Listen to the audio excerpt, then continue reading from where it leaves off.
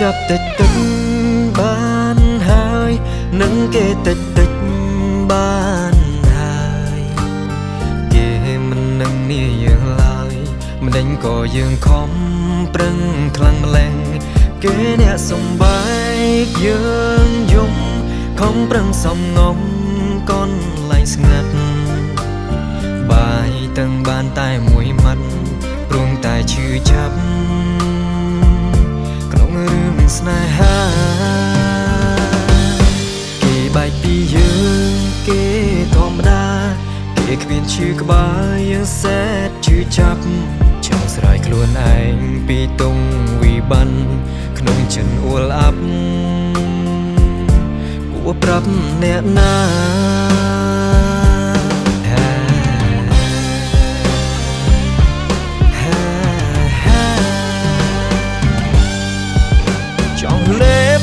បំបត្តិនឹកគេ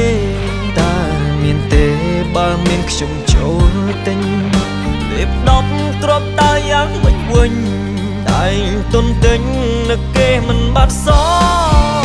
អង្គុយមើលរូបភាពចាស់ចាស់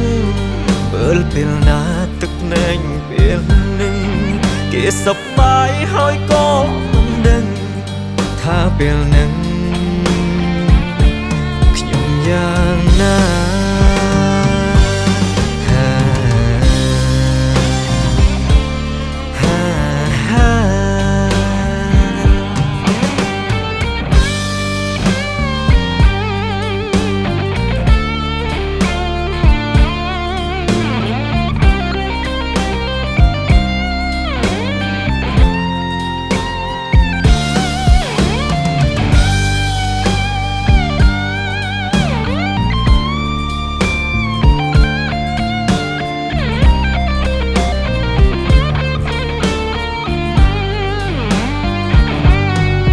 បែកពីយើងគេធម្មតាគេគ្មានឈឺក្បាលយើងសែតឈឺចាប់ចង់ស្រ័យខ្លួនឯងពីទងវិបត្តិក្នុងចិនអួលអាប់គួរប្រាប់អ្នកណា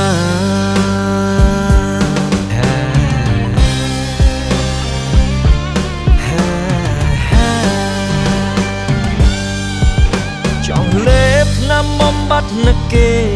តើមានទេបើមានខ្ញុំចូលទិញលេប10គ្រាប់តើយ៉ាងមិនវិញតែទុនទិញនឹកគេមិនបាត់ស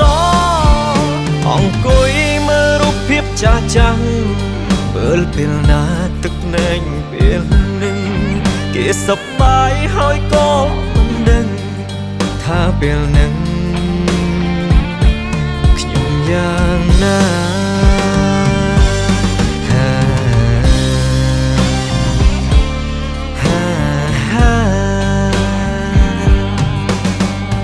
លេបថ្នាំបំបត្តិនឹកគេតើមានទេបើមានខ្ញុំចូលទិញលេប10គ្រាប់តើយ៉ាងមិនវិញតែទុនទិញនឹកគេមិនបាត់សអង្គុយមើលរូបភាពចាស់ចាស់មើលពេលណាទឹកណែងពេលនឹងគេសប្បាយហើយក៏មិនដឹងថាពេលនឹងយ៉ាងណា